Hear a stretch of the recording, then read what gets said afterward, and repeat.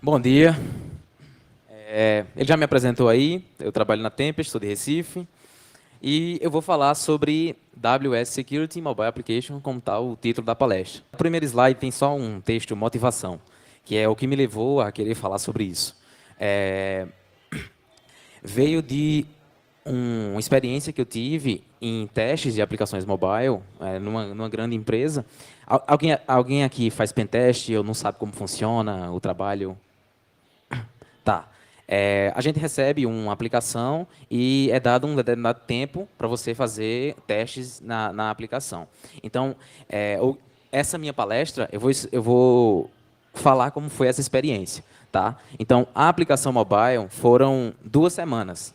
Eu recebi uma aplicação mobile, tinha 2 semanas para testar. Geralmente, no primeiro dia de testes, a gente já consegue validar várias coisas e encontrar algumas vulnerabilidades. Só que esse caso em específico foi totalmente diferente do que a gente vinha conhecendo, que eu achei interessante de falar sobre essa experiência. E o que foi isso?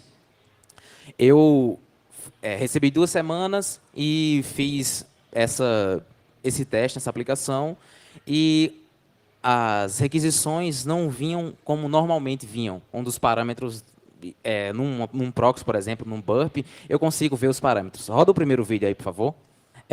Quem nunca fez um teste em segurança em aplicações mobile, é bem simples para você ver quais são as requisições que o seu celular está fazendo.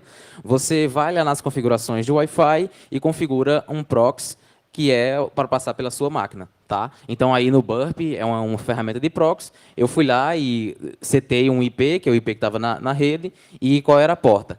Essa parte aí eu fiz para redirecionar todas as requisições para localhost 9001, que é onde eu tinha um server que eu construí para mostrar esse POC. Tá? Então, pode rolar o vídeo aí. Eu fiz a configuração. E fui interceptar as requisições. Pausa, por favor. Tá. Eu não coloquei a imagem aí do celular clicando. Essa aplicação que eu construí, só para mostrar para vocês, só tem um login e uma senha. Um campo login e senha, e quando você loga, se você dá as informações corretas, você recebe o saldo. É simplesmente isso. Não consegui mostrar aí, porque eu estava rodando o Burp, outra aplicação em Java e um servidor em Java. Então, minha máquina não aguentou gravar um vídeo com tudo isso e ainda levantar o Genymotion para mostrar a aplicação. Mas é simplesmente um login e senha. Tá? Então, essa requisição aí está um pouco pequena, mas eu falo para vocês qual é o dado que está ali. É um HTTP, uma requisição HTTP, um post, e ali tem params, método, versão. Ele está passando isso para o servidor, certo? Então, isso é o que é o normal. A gente intercepta as requisições feitas no celular. Claro, eu omiti algumas coisas, porque senão ficaria muito extenso. Essa requisição está acontecendo em HTTP, não HTTPS. Se tivesse em HTTPS e o celular estivesse pinando o certificado do servidor, seria necessário fazer um unpinning disso, dando um bypass e utilizando alguma ferramenta como um Inspackage, por exemplo, que faz esse tipo de coisa. Mas não vem ao caso aqui. Eu só coloquei em HTTP para ser mais simples, para mostrar o que é o AWS Security. Tá. E aí é uma requisição normal, pode rodar o vídeo. Eu vou pegar essa requisição e vou mandar lá para o repeater, para vocês verem o request e o response. O repeater no Burp posso repetir várias vezes a requisição. Tá? Então, mandei a versão, ele me mandou um response dizendo que a versão é 1.0. Isso é o normal de testar aplicações. Eu coloquei uma aspa simples, ele retornou um OK.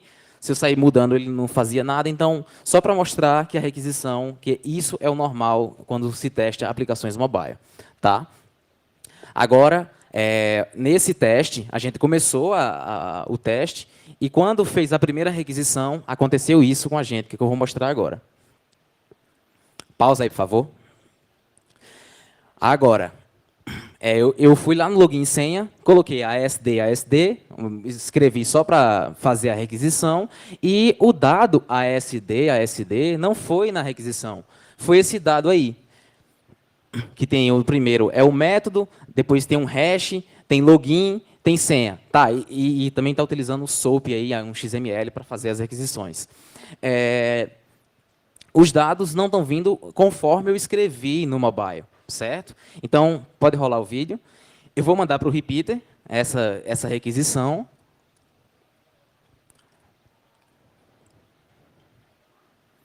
E aí, login inválido.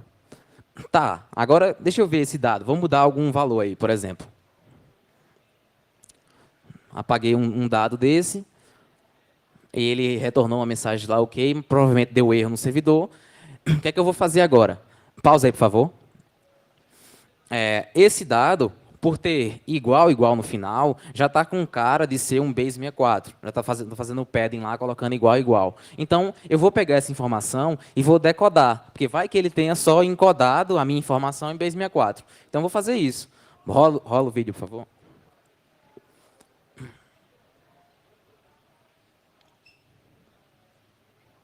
Aí eu peguei a informação e coloquei. Pausa, por favor. Eu vou decodar em base 64, já estava pré-setado, e ele entregou um dado ali que não foi o meu ASD, que eu escrevi no mobile. Então, isso já me fez pensar que ele está cifrando o dado para mandar para o servidor. Tá. Só que eu tenho aqui uma aplicação, instalei no meu celular, vou interceptar as requisições, e quando eu intercepto a requisição, eu vejo esse tipo de requisição, esse tipo de dado indo para o servidor. Como é que eu vou saber qual cifra ele está utilizando, qual a chave que ele está utilizando, certo? Então, para esse teste, foi mais complicado, não foi o normal, de já ver os parâmetros e já ir mudando, já ir procurando vulnerabilidades na API que ele utiliza. Eu primeiro precisei entender como era a conversa entre o cliente e o servidor. Então, peguei a APK, fiz engenharia reversa, o código estava ofuscado. Beleza, mas mesmo ofuscado, fui lá e tentar entender. Comecei a ler o código, mudar nome de variável, quando eu encontrava alguma coisa, tá, isso aqui parece ser a chave, então vou chamar essa variável de chave. E tal, e fui caminhando e fui entendendo esse passo, que eu também não coloquei no vídeo, senão ficaria muito extenso. Mas para você pegar uma APK e transformar num JA e ler o código, tem N ferramentas. Se você pesquisar essa string no Google, você vai encontrar. Tá? Então, fui lendo o código, opa, entendi. Ele faz o seguinte, o que essa aplicação em específico está fazendo? Ele faz uma primeira requisição, quando a aplicação inicia, faz uma requisição para o servidor pedindo uma chave pública. O servidor envia a chave pública. O mobile, ele gera uma chave e cifra com essa chave pública. Manda para o servidor. Como o servidor tem a chave privada, vai conseguir decifrar. Ou seja, agora o mobile e o server sabem qual é a chave. Certo? Um exemplo, por exemplo, seria 123. A minha chave é 123. Então, 123, cifrei com a chave pública, mandei para o servidor decifrou com a chave privada, então ele sabe que é 123. A partir de agora, nós dois vamos conversar, o cliente e o servidor, vamos conversar utilizando a chave 123. Certo? Beleza. Consegui entender isso. Só que a chave, ela não ficava no... esqueci o nome agora do Android. Esqueci. Não sei se é Content Provider, não me lembro. Mas ele estava ficando na memória do Android. Então, eu tive que fazer o quê? Sempre que a aplicação iniciava e fazia todo esse processo e gerava a chave, eu precisava dumpar a memória do celular e procurar um cara chamado Key, por exemplo, para encontrar qual era a chave daquele momento, daquela conversa. Porque sempre que tinha uma nova conexão, a chave pública que era enviada era uma totalmente diferente, certo? E a chave que gerava também era totalmente diferente. Então, toda vez, quando iniciava a aplicação, eu tinha que fazer um dump de memória e verificar qual era a chave. Beleza. Só que, pegando toda essa estrutura, como tá descrito, peguei e pesquisei no Google para saber o que era isso, o que é que eles estavam fazendo. Aí eu descobri que é o WS Security. Web Service Security, isso foi desenvolvido em 2006, quer dizer, 2002, foram tendo algumas alterações, até 2006 foi feita pela Oasis, que é para garantir integridade e confidencialidade. É para isso, o WS Security. Aí eu até pesquisei qual o motivo de ter feito isso. Tipo, já existe TLS 1.2 e é bem estruturado. É uma coisa já bem é, certeira, digamos assim. Mas, assim, no tempo, como muitos servidores ainda utilizavam SSL e ainda hoje utiliza, eu acredito que fizeram isso com medo de alguma má configuração, de um admin no servidor, etc. Então, eu achei que teria sido isso, mas não tenho certeza. Certo, mas independente disso, esse cara, ele foi desenvolvido para isso, para garantir integridade e confidencialidade. Então, alguém no meio, mesmo que consiga quebrar o SSL lá, quer dizer, o SSL já quebra, ou um cara aceitou o certificado no HTTPS, ou não está fazendo PIN no certificado no Android, eu vou conseguir ver as requisições. Mas, mesmo assim, eu não vou conseguir ver quais são os dados, porque eu estou cifrando novamente. Tá? Então, seguindo o princípio de segurança, que é segurança em profundidade, em várias camadas, e isso é uma coisa boa. Estou cifrando de novo, se alguém pegar, ainda vai ter que ter mais trabalho para descobrir qual é o dado. Certo? Mas esse cara fez alguma coisa por tabela que é dificultar muito para testar. Nenhuma ferramenta que existe, como o Burp, por exemplo, eu não vou conseguir alterar os dados para ver como é que o servidor vai responder a partir daquilo. E sendo um mobile, fica mais complicado porque eu não consigo alterar os dados como eu consigo em JavaScript, por exemplo, e HTML. Eu vou lá no inspec e vou mudando os dados. Mesmo se ele tiver um JavaScript validando tudo, eu vou lá no inspec e mudo os valores. O Android não é tão fácil de fazer isso, certo? Então, você tem que meio que construir um cliente. Roda o vídeo aí, por favor. Tá, seguindo aquele fluxo lá, fiz base 64. Aí o dado não era nada. Pausa aí, por favor. Era cifrado, na verdade, o dado. Volta ali. Volta aí um pouco. Pausa aí, por favor. Pronto. Seguinte. Ali em cima, aí eu fiz essa ferramenta no meio do teste, tá? Lembrando, 2 semanas, aí eu percebi que fazia tudo isso. Então, eu vou fazer uma ferramenta para poder testar, senão eu não vou conseguir. Como é que eu vou alterar os dados? Eu preciso ter alguma coisa. Então, primeiramente, eu comecei fazendo uma extensão do Burp, que o Burp tem uma API lá que você pode fazer isso. Só que, para o que eu estava querendo, estava ficando um pouco complicado e eu tinha pouco tempo. Então, eu pensei, vou fazer alguma coisa que seja... Vai ser um pouco... A usabilidade vai ser ruim, mas eu vou conseguir, pelo menos, testar. Certo? Então, eu fiz essa ferramenta, que é o primeiro input ali é o da chave, que aí aqui, essa chave, eu já peguei fazendo lá no ADB, shell, acho que dump sys, uma coisa do tipo, e peguei essa chave. Então, já coloquei ali, que foi nessa conversa. Certo? E, como é tudo XML, eu desenvolvi essa ferramenta para só funcionar com XML. Então, eu peguei um dado qualquer ali da requisição, o login, por exemplo, e vou colocar dentro de um parâmetro XML. Então, roda aí o vídeo, por favor. Coloquei o dado, fechei e pedi para decriptar. Pausa o vídeo. Play e pausa. Só para ele sair o dado ali. Pausa agora. Então, o dado é a SD, que estava naquele parâmetro login, certo? Pode rodar o vídeo. Que foi o que eu digitei lá no celular.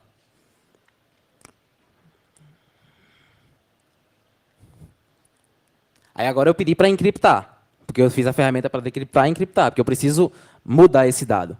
Tá, peguei e colei ali.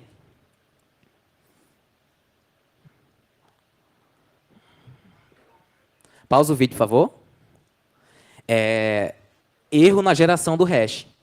Eu mudei o dado, encriptei, mas agora ele me mostrou uma outra mensagem, que é erro na geração do hash. Isso tudo foi um fluxo. A gente foi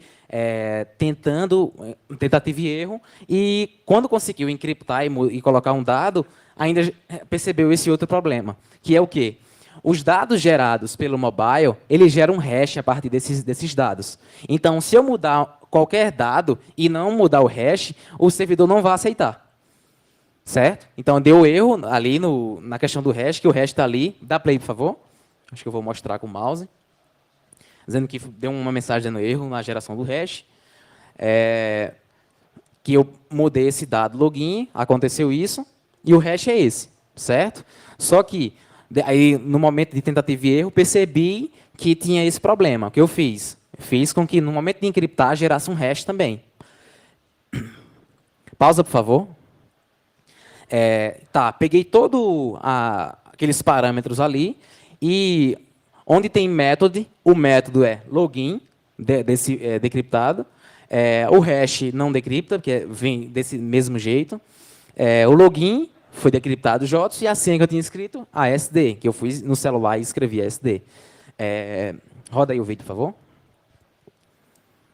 Agora eu vou chegar na senha, porque eu sei que o usuário JOTS não existe, eu criei lá, e vou colocar 1, 2, 3.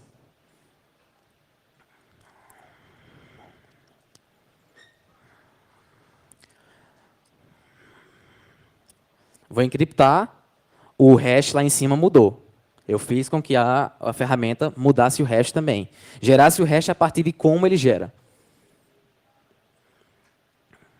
Peguei esses dados e coloquei na requisição e fiz o request. Agora disse, pausa o vídeo, por favor. Agora disse login inválido. Então, não deu mais o erro do hash. Agora eu consegui mudar um valor. Eu não estou utilizando pelo mobile, estou utilizando por uma outra ferramenta que eu gerei um cliente exatamente como o mobile é. Certo? Aí eu falei que eu estou gerando o hash do mesmo modo que o cliente está gerando. Por que eu disse isso? Porque ele pegava em ordem alfabética dos parâmetros. Ou seja, ali tem método, login e senha. Então, ele ia colocar em ordem alfabética esses 3 parâmetros, ia concatenar esses valores cifrados e ia gerar um hash a partir disso. Então, eu precisaria fazer a ferramenta que fizesse do mesmo jeito, senão, quando chegasse no servidor, ia dar errado. Se ele fizesse ao contrário, de ordem alfabética da última letra para a primeira, essa minha ferramenta não ia funcionar mais. Pode dar play aí. Agora eu vou colocar a senha certa, que é 1, 2, 3, 1, 2, 3. Vou encriptar. Vou pegar os dados, colocar na requisição.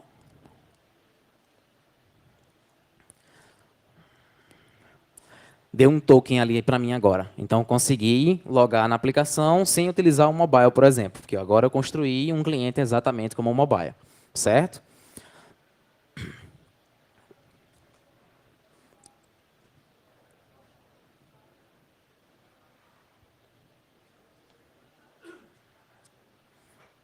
Acho que acabou o vídeo. Tá. Aí,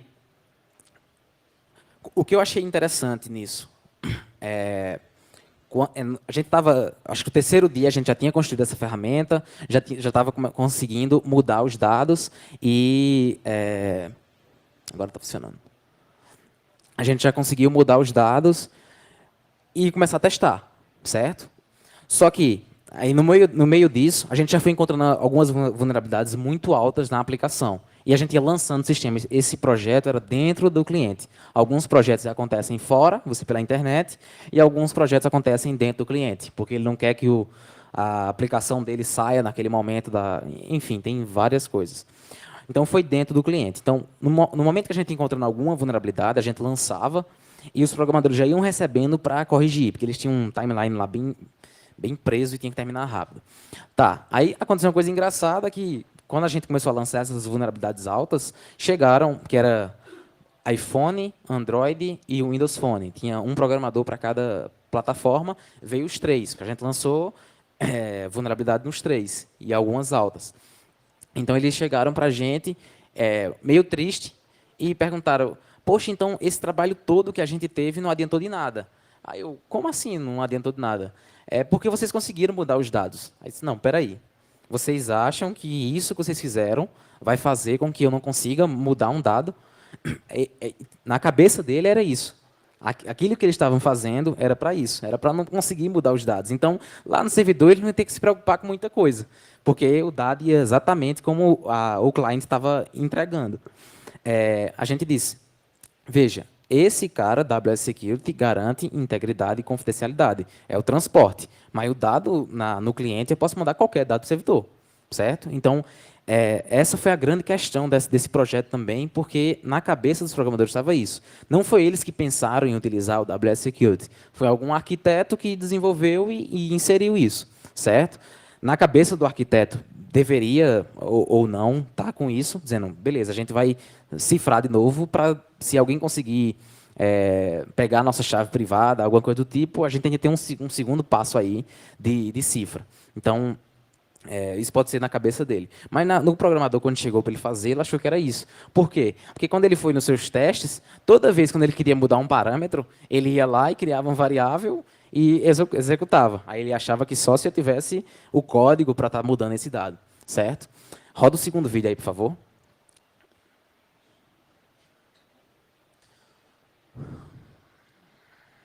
Pronto, como eu disse, tem um login e uma senha nessa aplicação que eu fiz, e no final ele mostra um saldo. É só isso.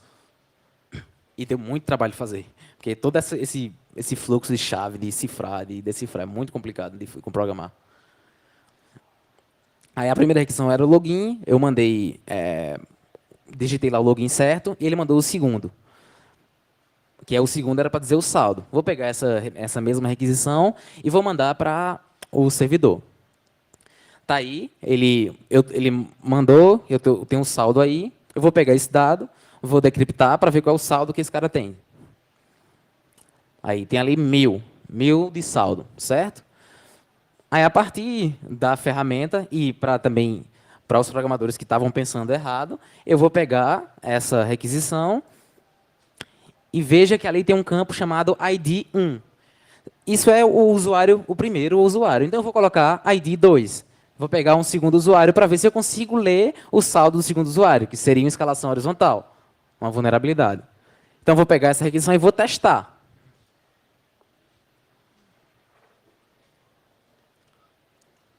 Testei, veio o saldo. Vamos ver qual é o saldo desse segundo cara. Tá, eu mostrei um dado que não é tão sensível, pelo menos nesse cenário, mas poderia ser N coisas. Só mostrei, coloquei só para evidenciar. Tá? Agora, eu vou testar uma outra vulnerabilidade. Eu vou testar um SQL injection, por exemplo.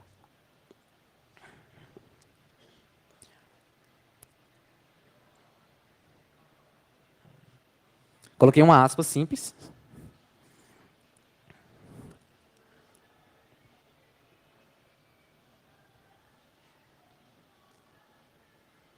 Aí, deu um erro. Coloquei uma aspa simples, deu erro. Então, tem ali select t0.id, c0.create e tal. Tem toda a consulta ali. Então, está vulnerável. Quer dizer, né, vou evidenciar agora para mostrar que está realmente vulnerável a SQL injection.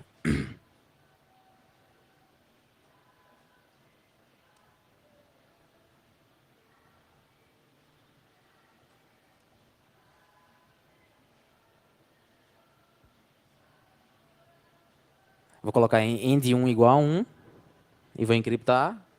Vou pegar os parâmetros, colocar na requisição. Retornou o saldo. Beleza, agora eu vou fazer se end1 igual a 2. Se não retornar nada, é porque está vulnerável. Eu consigo pelo menos um boolean based aí. Eu tentei erro based, mas o framework que eu estava usando não deixou não. Então eu fiz de alguma forma de evidenciar.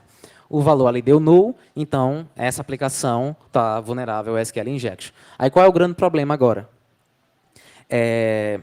Você encontrou o SQL injection boolean based. Para você dumpar os dados dessa aplicação, a SQL map vai funcionar?